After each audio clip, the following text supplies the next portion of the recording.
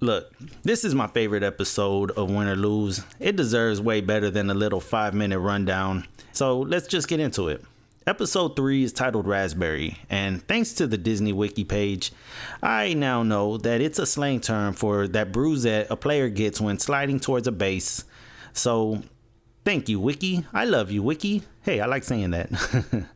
But like I said, this is my favorite episode, and it's the stark contrast of how it starts from how it ends. It's just a roller coaster of emotions, dealing with the heavy topics like parental neglect, panic attacks, and I hesitate to say it, but peer pressure. I'll tell you why later.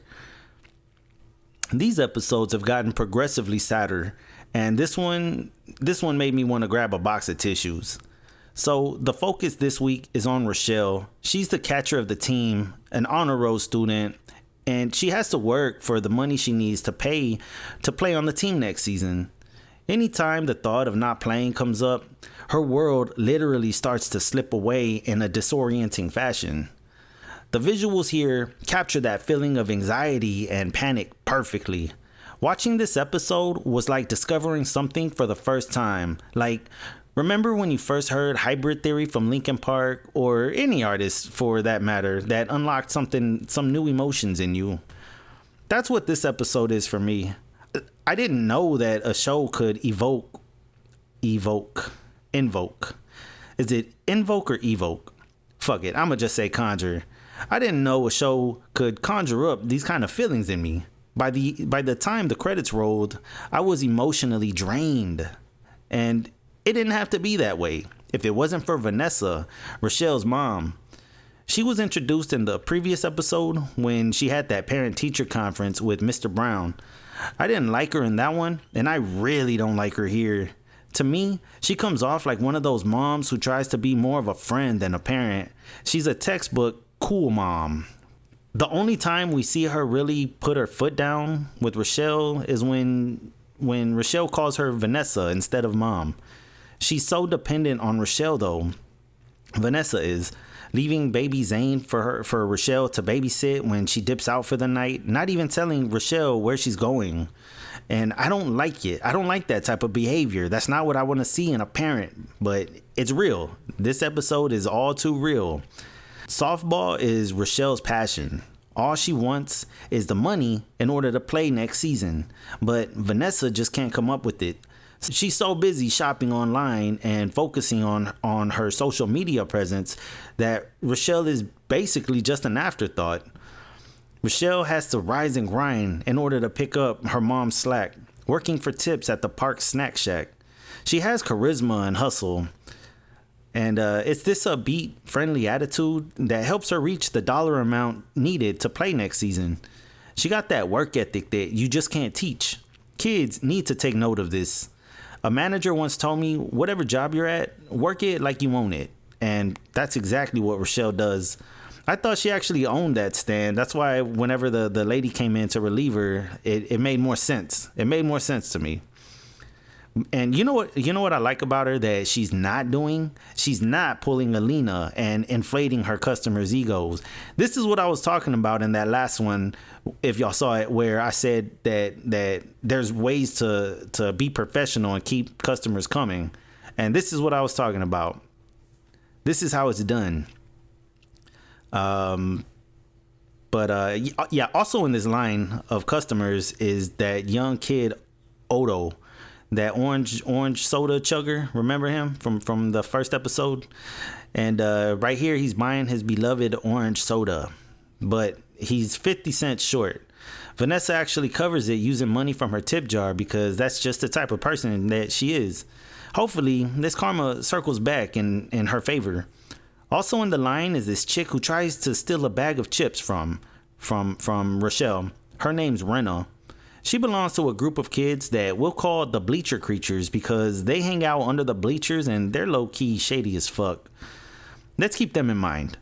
Rochelle meets her goal and heads out to practice with the team. But after the game, this is where the problems really start for our young go-hard. Coach Dan, he huddles all the parents around, but Vanessa is just too busy on the phone talking about mom's got to do what a mom's got to do. She wants all the recognition of being a good parent while ignoring Rochelle, who's clearly trying to get her attention. Is that irony? I don't know. It's something, all right. Coach Dan asks if Vanessa will be joining the meeting, and Rochelle, she has to make up some excuse for her mom. So when he announces that the cost is going up an extra $600 for next season, we see Rochelle's world literally slipping out of her hands. This episode truly captures that feeling of anxiety and that attack. That feeling of anxiousness and weightlessness, like, because your head gets lightheaded and you can't breathe.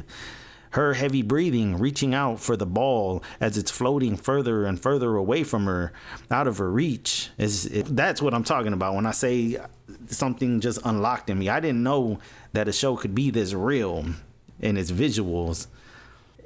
Is there a better representation for anxiety in media? Is there any other show that replicates this feeling? I haven't seen it. That's why I think I really like this show. It just does something. Anyways, once she regains her bearings, she sees Odo, and he tells her to beware of the chicken. So let's keep that in mind. Beware the chicken. On the car ride home, we find out that Vanessa has been overspending while already struggling with money. So when she gives Rochelle this new pair of cleats, it puts Rochelle in a weird spot. She knows that they can't afford them, but her current cleats, they got that rip on the front, that rip where they look like they're talking. It happens to all of us at some point. We all know, we've all been there. So she needs the new cleats regardless. But this whole conversation about cutbacks and overspending stops her from telling Vanessa about the rising costs for next season. I think it's because she didn't want to make Vanessa feel more like a failure than she already did. It speaks to how much more mature that Rochelle is than her own parent. The next day, Rochelle's venting to Lori. And I don't know if y'all caught this running gag that stems from the first episode, but Lori said in her prayer that she won't do that thing ever again. And here, Rochelle asks her if she's been juicing, and Lori nervously looks away, gripping her book, right? It's one of those subtle moments with hidden meaning. Like when Francis is setting up Frank's dating profile, he stumbles across something, prompting Frank to say that's not for you. But he says it in a more stern tone. I can't do Mr. Frank's accent. I can off mic, but I don't know. I guess I just get stage fright when it comes to doing it on mic. I could do a perfect Frank accent. I could do that. But anyways, what did Francis get into? I don't know. Because I really don't know. I mean, I think I have an idea. But what does Lori think juicing means? I think I have an idea. What do y'all think? Drop it in the comments. Drop it in the comments. It's obvious that this show is more mature than what the animation style would lead you to believe. This dude Tom enters the picture asking for test answers, and a reluctant Rochelle helps him out for a few bucks, but cheating isn't really what she does. He really actually had to peer pressure into it. Peer pressure using that almighty dollar. So that's what I'm talking about when I say that I hesitate to say peer pressure, because he just made her an offer. She didn't have to accept it. But I mean, the pressure of it all is just too much. He kind of texts everybody after this, telling them that Rochelle is helping for money, right? He kind of gave everyone her number and told them what she's doing, and it was up to her to really grab it by the horns and take advantage of it. So it wasn't peer pressure so much as it was an opening that she seen and took. So, helping other students. She needs an extra $600. Hey, what's the harm in tutoring, right? Throughout the episode, every time she's been in that hustle mode, she morphs into this business suit wearing boss chick. And usually the girl boss characters, they get shat on. It's when they're portrayed to be flawless, though, I think. And that's the beauty of Rochelle, though. She's not flawless. Her mom views her as an honor student and future champion. And her mom even goes as far as to believe her at face value when she gets caught cheating. She doesn't see the flaws in her own daughter, yet Rochelle sees all of Vanessa's. It's this whole role reversal motif that goes on throughout the episode. All of the work that she's doing helping others, though, exhausts her, and she's still short on the cash that she needs.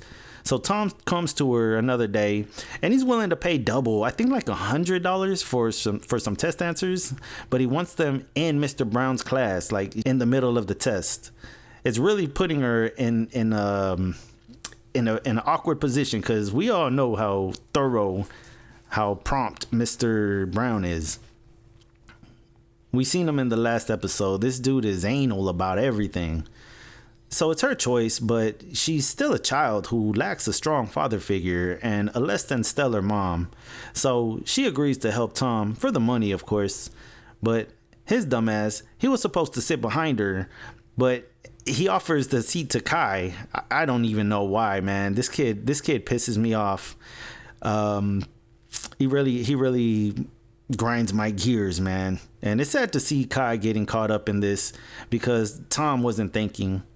So when Vanessa asks Rochelle about the cheating, Rochelle lied and said someone else asked her to pass the answers, and she just got caught in the crossfire.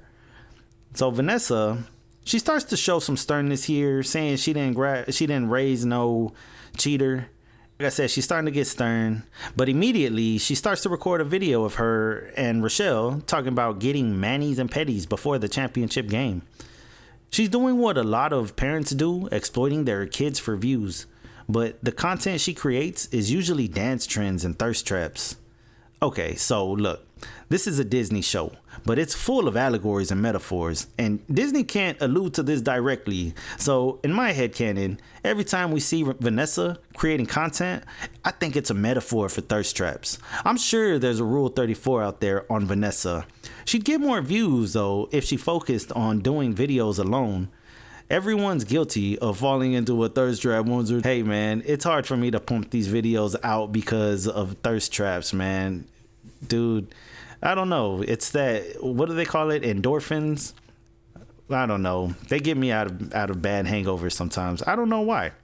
So yeah, when you're scrolling through that kind of content though, you skip right past the pictures that these chicks take with their kids. It's like such a turnoff, man, right? It ruins the mood. It kills the fantasy.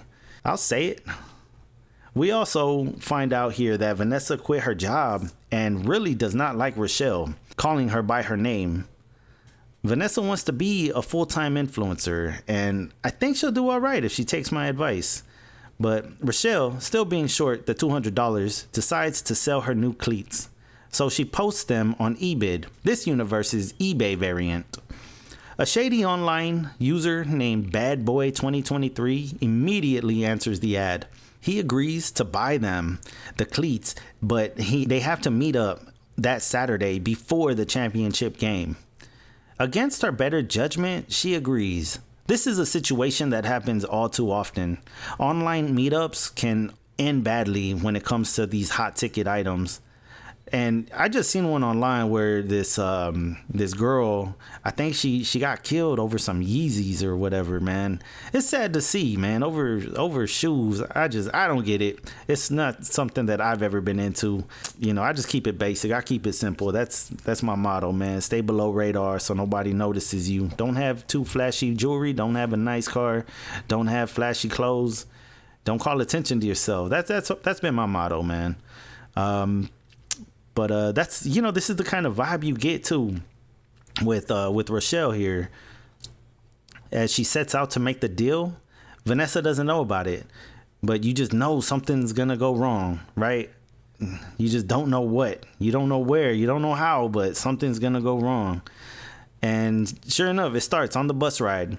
Rochelle realizes that she's missing her phone, and the pan out to her screaming on an island alone is another great metaphor for that feeling. How did we ever live before cell phones? So many true crime cases out there that could have been avoided with a simple cell phone. This is where the episode enters thriller territory. The clouds outside start to darken, and the color palette used through the rest of the episode is like something from an Eli Roth movie. There's no cute sweat monster here for comedic relief. There's no knight in shiny blue armor to protect her. She has no cell phone. She has no safety net whatsoever. She's all alone, trying to get the money she needs to play next season because Vanessa is too busy twerking for likes instead of working a real job. So Rochelle eventually gets to the meetup spot and she sees that chicken that Odo warned her about. He's standing in front of a house and takes off into it, wanting her to follow. I'm with her, trying to make the deal outside. That's where I would want to be. But the temptation of $200 is just too great. So it turns out there's a party going on inside, and it seems legit enough. Nothing nefarious happening. Nothing nefarious is going on. It's on par with the few parties that I've ever been to. She follows that chicken to the garage where she sees some familiar faces. She recognizes Rena, that girl who tried to steal the bag of chips from the beginning, along with another guy named Brian, who is actually Bad Boy 2023. The two of them, along with that chicken, form the bleacher creatures. And it turns out they had an ulterior motive for getting Rochelle there. The scene suddenly feels like that one scene from Training Day. You know which scene I'm talking about. It gets tense. They want Rochelle's keys so they can ransack the snack shack. But she uses her smarts to turn these lowlifes against each other. And in the confusion of their argument, this other little kid comes in, distracting them, which gives Rochelle the time to escape. As she's running away, we see the world around her become detached and lose all sense of gravity.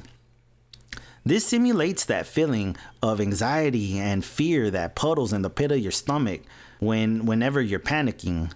And when we see the bleacher creatures chasing her in the car, it induces more of that dread and terror, and you feel the horror that Rochelle is actually going through. She twists and turns down the streets, and the chicken is just hot on her tail. She slips down a hill, managing to escape, losing her glasses along the way. The chicken clucks at her from the top of the hill, showing that he got her keys somewhere in the chaos. A defeated Rochelle dusts herself off, and we see that she suffered that titular raspberry on her upper knee. Her cleats that were already talking are completely demolished. So she puts on the new cleats that Vanessa got her, and she books it towards the park. But the panic starts to set back in, and we can see that feeling of vertigo enter Rochelle's psyche. The park gets further away the closer she gets. An amazing scene. It's one of the best shots of the series. She runs as far as she can before stopping at a payphone. Y'all remember these? I do. She wants to call Vanessa, but she finds she has no money. Odo appears out of nowhere and gives her the coins she needs to use the phone. It's a nice callback to her helping him out at the start of the episode. He disappears and Rochelle calls Vanessa. The phone rings and rings and rings to no answer. And with a pan out of a defeated Rochelle with her head down, phone to her ear, pleading for her mom to answer, we cut to credits. Man, this one got me. If you keep watching the credits, whenever that song ends and it goes silent, you can hear the phone ringing some more, and it just I don't know, man. It just makes you want to cry, dude. It really cuts deep. It made me so angry and sad for Rochelle, but it made me hate Vanessa for being that careless.